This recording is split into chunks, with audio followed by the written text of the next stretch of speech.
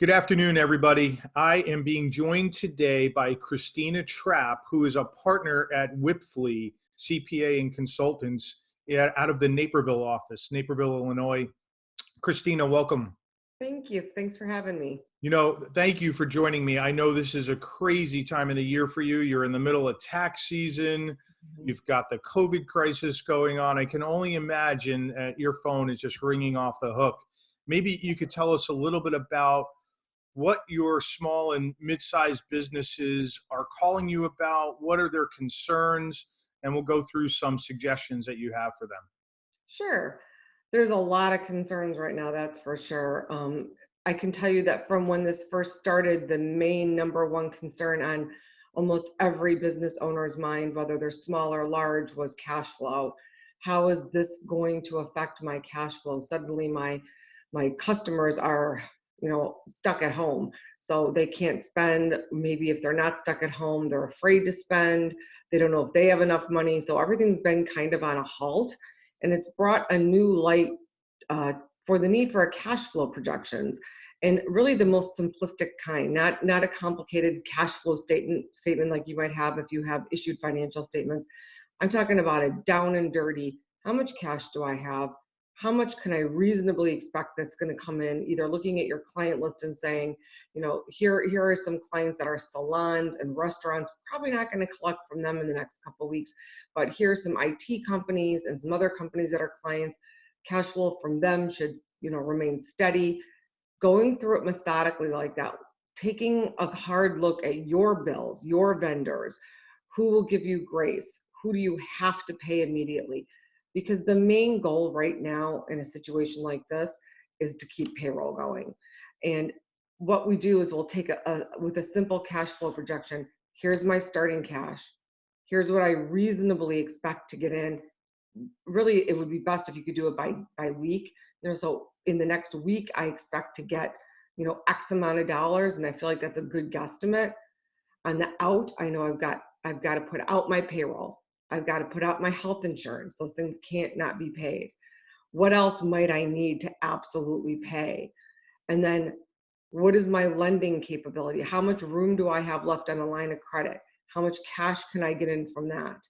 And then seeing where that ending cash is and projecting it out to the next week and the next week, and really seeing where's the point where I run out and it's an emergency. How long do I have? How much do I have in actual cash and borrowing room to make it through my most critical expenses in the short period of time ahead? We're not looking 3 months from now, or really even in a situation like this, a month from now. We want to know this week, next week, the next week. 3 weeks out is a good place to start.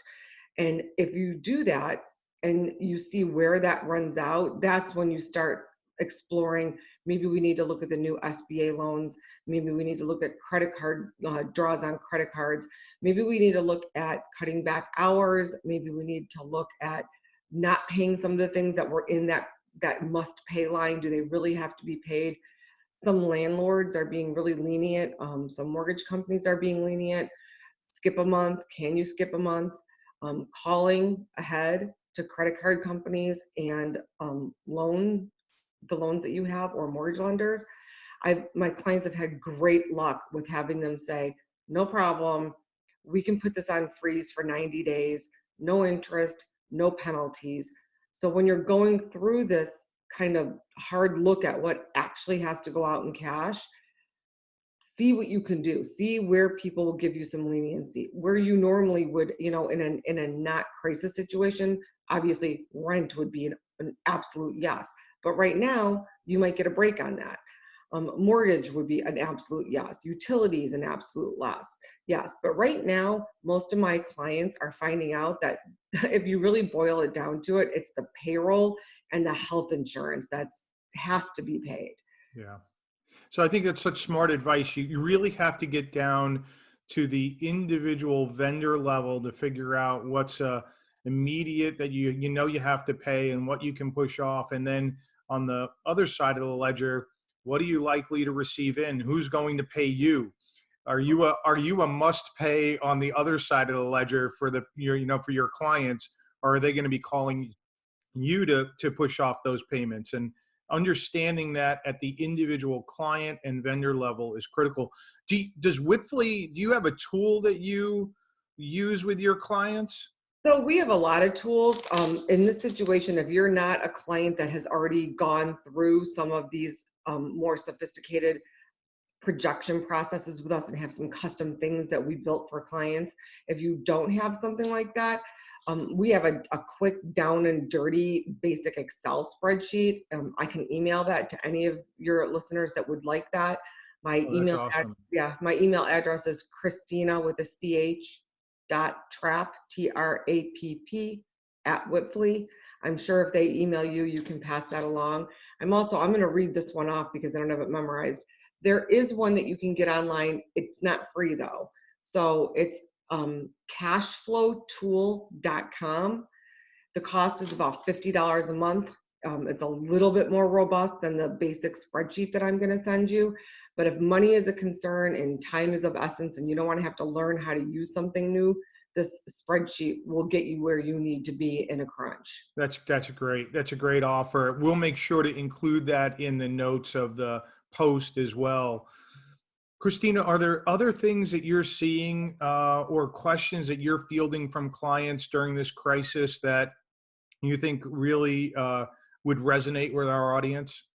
Yes, really on top of cash flow, and once that's being a concern, it's if I have to make that tough call, if I have no choice, I do have some salons that have this no choice because if their doors are closed, they don't have accounts receivables. It's a restaurant, it's a salon, they get paid cash by clients that come in. When the state says you have to close down, that's just not even, there's nothing you can do about it. So now they're looking at layoffs and who do I have to lay off? Who can I keep? And when I have to make that really, really tough choice, how do I guide my employee? Because we all care about our employees. It's hard to tell them that you have to lay them off, but to tell them that you have to lay them off and just walk away is unthinkable.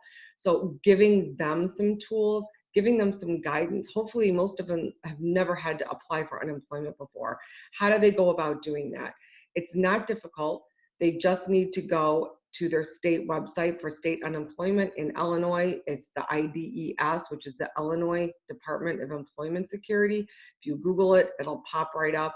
In the upper right-hand corner, it will have a login button, and when you click it, it'll say apply for benefits. This is not a long process. They need to know their average weekly salary. They need to have their basic, Social Security address, their employer ID number and address, things that they already have on their pay stub.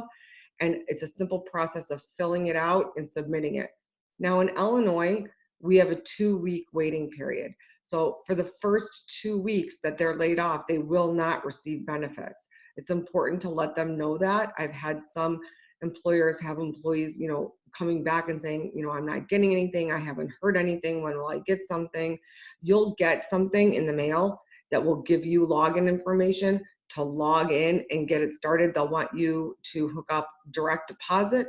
If your employees do not have a checking account or a way to get direct deposit, they'll mail you a debit card where you can get your benefits put right on that debit card each time, and you can use that as payment form when you go places. And Christina, is that 2-week waiting period, does that include any severance period? So if you were let go, but let's say your employer gave you 2 weeks of severance, do you have to wait until the end of the 2 weeks of severance runs out, or can you apply the day that you're let go, even if you got a severance? You can apply the day that you're let go, because that's technically the day that you became unemployed. Whether that severance pay comes on the final check or not is irrelevant. I should mention, and I know it's a long thing to get into, and I know you've got other people lined up that will get into this more, but the bill that was passed last night is giving the federal government will give states extra money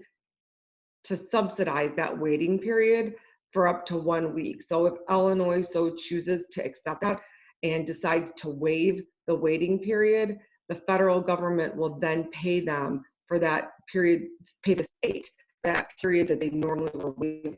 The exception is only for 1 week in Illinois is 2 weeks, of a waiting period, so I'm not really sure how that's going to play out. But it is in the works, and I'm assuming that Illinois will go ahead and accept this offer. They are also offering to extend unemployment benefits, which is really important for you to tell your employees, and because they're probably afraid how long is this going to last.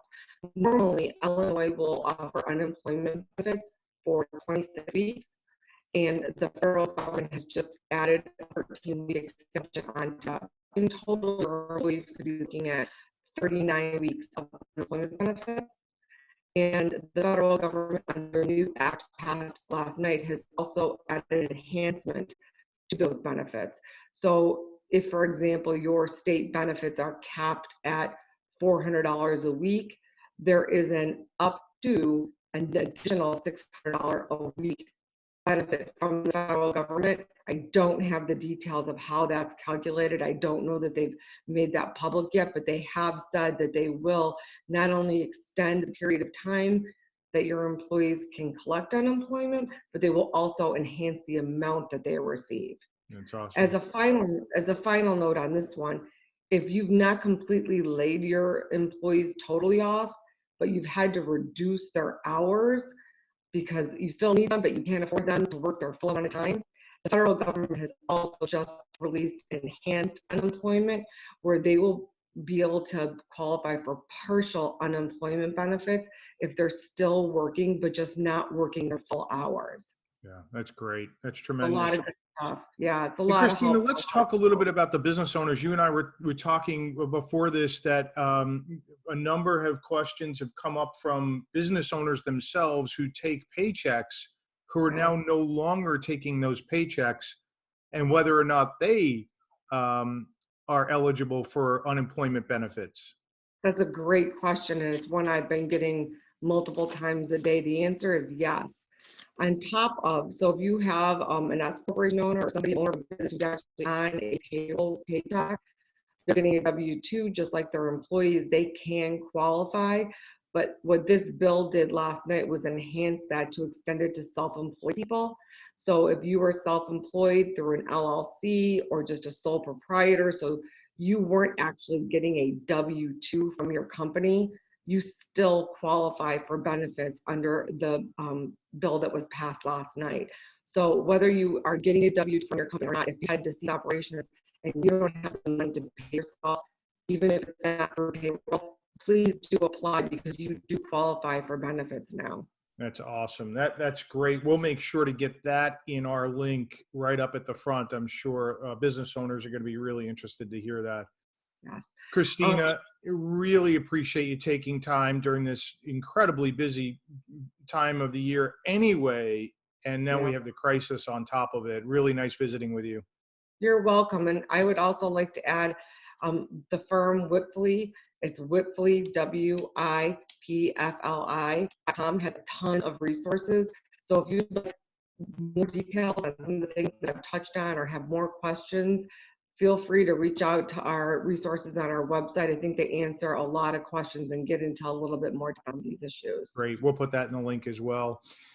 All right, everybody, as we've been talking about, we're trying to do a series of these videos all in an effort to try to help answer questions and help small business owners. If you or someone you know has information or resources that you think would be helpful to business owners, small and mid-sized, to help them manage through this crisis, please reach out to us. You can reach me at drinaldi@sunacquisitions.com. Stay healthy, stay safe. We'll see you the next time.